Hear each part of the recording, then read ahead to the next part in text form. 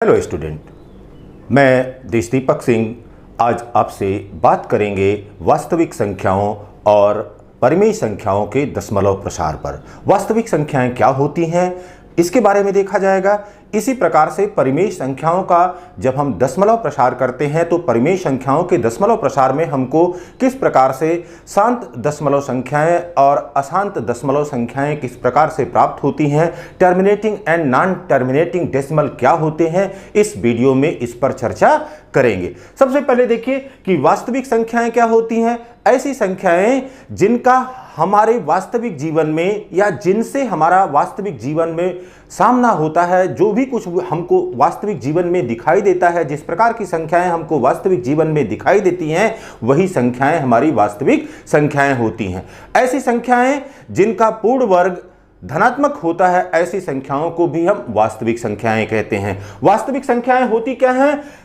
वास्तविक संख्याएं परिमेय और अपरिमेय संख्याओं का जो संग्रह है, collection of rational and irrational number is known as the real number. इसे R से प्रदर्शित करते हैं। जब वास्तविक संख्याओं को लेते हैं तो इसे हम R से प्रदर्शित करते हैं। जब हमने कहा कि real number is the collection of rational number and the irrational number, तो रैशनल नंबर में प्राकृतिक संख्याएं भी सम्मिलित होती हैं, पूर्ण संख्याएं भी सम्मिलित होती हैं, पूर्णांक भी सम्मिलित होते हैं और इसके साथ ही साथ इसमें अपरिमेय संख्याएं भी सम्मिलित होती हैं।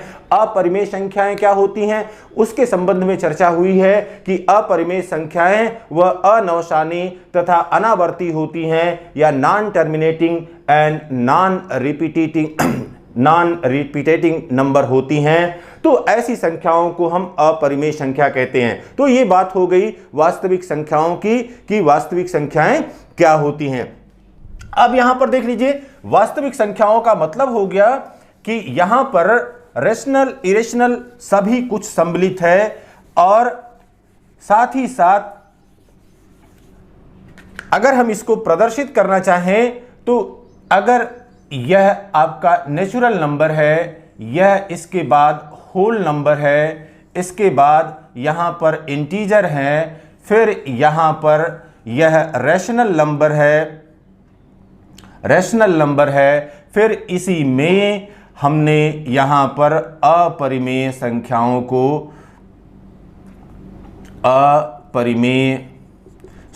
को भी सम्मिलित कर लिया। तो ये पूरा कलेक्शन यह क्या कहलाता है? यह पूरा कलेक्शन यह वास्तविक संख्याओं का कलेक्शन कहलाता है। अब यहां पर देखिए बेटा, देख रहे हैं कि परिमेय संख्याओं के अब दशमलव प्रसार की बात करते हैं कि परिमेय संख्याओं का दशमलव प्रसार क्या होता है। तो परिमेय संख्याओं में आपको बताया था कि यहां पर परिमेय संख्याओं को किस प्रकार से हम प्रदर्शित करते हैं। परिमेय संख्याएं p बाई q के रूप में होती हैं और q is not equal to 0। इसका मतलब है कि p को q से भाग देने की क्रिया, ये दशमलव प्रसार आपको तभी मिलेगा जब p को q से आप भाग देने की प्रक्रिया करेंगे या विभाजित करने की प्रक्रिया करेंगे। तो विभाजित करने की प्रक्रिया में पहली प्रक्रिया ये होती है कि शेषफल शून्य मिल जाता है। बहुत से भाग आपने देखा होगा, डिवीजन देखा होगा, जिसमें कि शेषफल हमको शून्य मिल जाता है, रिमाइंडर 0 मिल जाता है। भाग की प्रक्रिया के कुछ निश्चित चरणों के पश्चात समाप्त हो जाती है। ऐसी दशमलव प्रसार को हम शांत दशमलव प्रसार कहते हैं या टर्मिनेटिंग डेसिमल एक्सपेंशन कहते हैं। फिर देखिए, जैसे हमने कहा कि यहां पर शांत दशमलव में भाग देने की प्रक्रिया कुछ चरणों के पश्चात समाप्त हो जाती है। अब एग्जाम्पल के रूप में लें, जैसे 1/4 है। अब यहां पर p इज इक्वल टू 1 है, q इज इक्वल टू 4 है। इसको डिवाइड करिए, 1 डिवाइडेड बाई 4। अब देखिए, 1 में 4 से भाग नहीं जाएगा, हमने डेसिमल लगाया, यहां पर 0 बढ़ाया, यहां पर 4 दूनी 8, ये हो गया, 2 शेषफल हो गया। फिर यहां पर 0 बढ़ा दिया, 4 5 20, यहां पर रिमाइंडर 0 आ गया। इसका मतलब 1/4 इज इक्वल टू 0.25। तो एक निश्चित चरण के पश्चात यह भाग देने की प्रक्रिया यहीं पर समाप्त हो गई।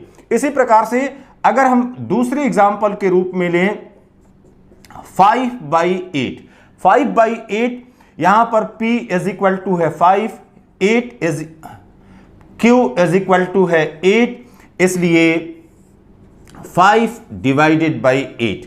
अब यहां पर देखिए 5 कम है, 8 से भाग देने के लिए सबसे पहले डेसिमल लगा लिया, यहां पर 0 हो गया, 8 छक 48।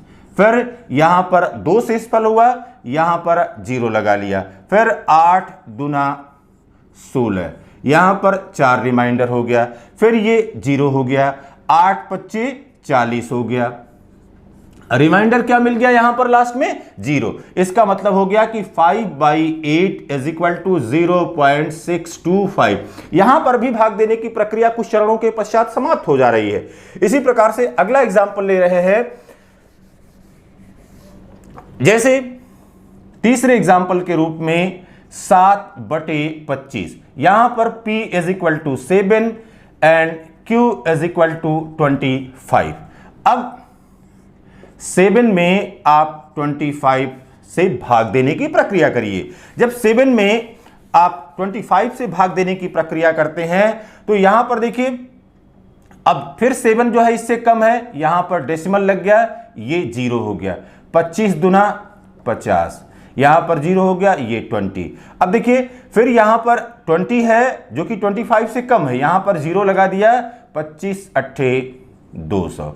अब ये यहां पर रिमाइंडर 0 हो गया। इसका मतलब हुआ कि 7/25 इज इक्वल टू हो गया 0.28। सो शेषफल शून्य वाले जो भी दशमलव प्रसार होते हैं उनको शांत दशमलव प्रसार कहते हैं या टर्मिनेटिंग डेसिमल एक्सपेंशन कहते हैं। आप देखेंगे क्लास में बहुत से ऐसे बच्चे होते हैं, जब शोर करते हैं तो कुछ ऐसे अच्छे बच्चे होते हैं कि उनको 1 या 2 बार कह दिया जाता है तो वो शांत हो जाते हैं, 1-2 चरणों के पश्चात वो शांत हो जाते हैं। तो इस प्रकार के प्रसार को हम शांत दशमलव प्रसार कहते हैं या टर्मिनेटिंग डेसिमल एक्सपेंशन कहते हैं। फिर दूसरी प्रक्रिया यहां पर देखिए, दूसरी प्रक्रिया यह है कि शेषफल कभी भी शून्य नहीं होता है। भाग देने की प्रक्रिया ऐसी आपको जीवन में कई बार मिली होगी जिसमें आपने देखा होगा कि शेषफल शून्य नहीं होता है, रिमाइंडर इज नॉट 0। P को Q से भाग करने पर किसी संख्या अथवा संख्याओं के समूह की पुनरावृत्ति होती है। किसी संख्या की पुनरावृत्ति होती है या संख्याओं के समूह की पुनरावृत्ति होती है, बार बार दोहराव होता है, तो यह क्या होता है, यह अशांत होता है और आवर्ती होता है, means non terminating and repeating.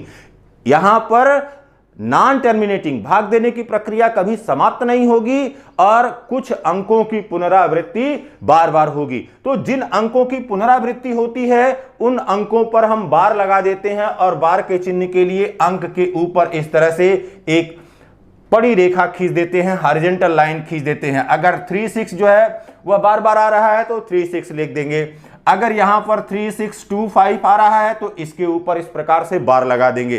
तो बार लगा करके पुनरावृत्ति अंकों को हम प्रदर्शित करते हैं। अब यहां पर देखिए जैसे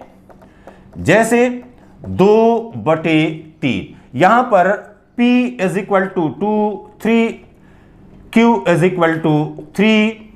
अब 2 में 3 से भाग देने की प्रक्रिया किया जाए। फिर देखिए 2 जो है 3 से कम है, यहां पर डेसिमल लगाया, 0 हो गया, 3 छक 18। फिर यहां पर रिमाइंडर कितना बचा, 20, 2। अब यहां पर 3 छक 18, फिर रिमाइंडर कितना बचा, 2 बचा, यहां पर फिर 0 लिखा, 3 छक 18। अब ये आप देखें कि रिमाइंडर यही 2 बचता चला जा रहा है। इसका मतलब है कि यहां पर भी भाजक में वही संख्या बार बार मिलेगी।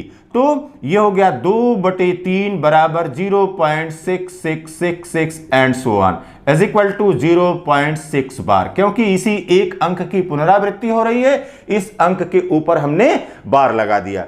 इसी प्रकार से देखिए यदि दूसरी संख्या के रूप में हम लेते हैं, दूसरी संख्या यहां पर 3 divided by 11, P is equal to 3 and Q is equal to 11। अब 3 में 11 से डिवाइड किया जाए। अब यहां पर देखिए फिर 3 11 से कम है, 0 पॉइंट हो गया। अब यहां पर 0 हो गया, 11 दूनी 22, 11 दूनी 22, यहां पर आ गया 8। फिर देखिए यहां पर 0 हो गया, ठीक, यहां पर 0 हो गया। फिर अब कितनी बार जाएगा, 7 बार, 11 सत्ते 77। फिर कितना आ गया 3। तो यहां पर देखिए 3 से शुरू किया था, 3 यहां पर फिर आ गया, यहां पर 0 लग गया। फिर ये हो गया 11 दूनी 22। फिर क्या आ गया 8 आ गया। फिर यहां पर 0 हो गया, 11 सते 77 हो गया। फिर यहां पर क्या आ गया 3 आ गया। इसका मतलब है कि अब यह 8 और 3 की पुनरावृत्ति बार बार यहां पर हो रही है और उसी कारण से जो क्वेसेंट मिल रहा है 272727 के रूप में मिल रहा है। तो यह 3/11 बराबर हो गया 0.272727 and so on is equal to 0.27। पुनः उन्हीं प्रश्नों पर विचार करते हैं जिन प्रश्नों के संबंध में अभी चर्चा हुई है। हमने देखा कि 2/3 यह बराबर आ गया था 0.666 या 0.6 बार के रूप में। अब यहां पर देखिए 0.6 बार के रूप में आ गया। इसी प्रकार से 3/11 ये आ गया था 0.272727। This means that it is equal to 0.27 bar. इसी प्रकार से जब 11/6 को आप डिवाइड कर रहे हैं, 11 को 6 से डिवाइड कर रहे हैं, तो यहां पर आ रहा है 1.8333 एंड सो ऑन। तो यहां पर यह बराबर हो गया 1.83 बार।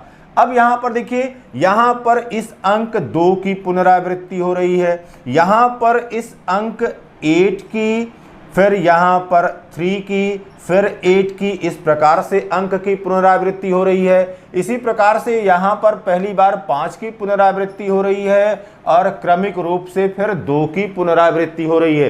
तो एक सिनेरियो पता चल रहा है। पहले उदाहरण में हम देख रहे हैं कि 2/3 में अंक 2 की पुनरावृत्ति होती है और भाजक 3 है। इसी प्रकार से दूसरे एग्जाम्पल्स में हम देख रहे हैं कि यहां पर 838383 इस अंक की पुनरावृत्ति शेषफल में हो रही है। इसी प्रकार से तीसरे एग्जाम्पल के रूप में हम जब देख रहे हैं तो यहां पर देख रहे हैं कि 5222 एंड सो ऑन इस अंक की पुनरावृत्ति हो रही है। तो यदि भाजक n हो, भाजक n कहने का मतलब है कि यहां पर यह 1/n है, या जो हमने P/Q लिया है, यह Q किसके रूप में है, n है। n कोई संख्या है।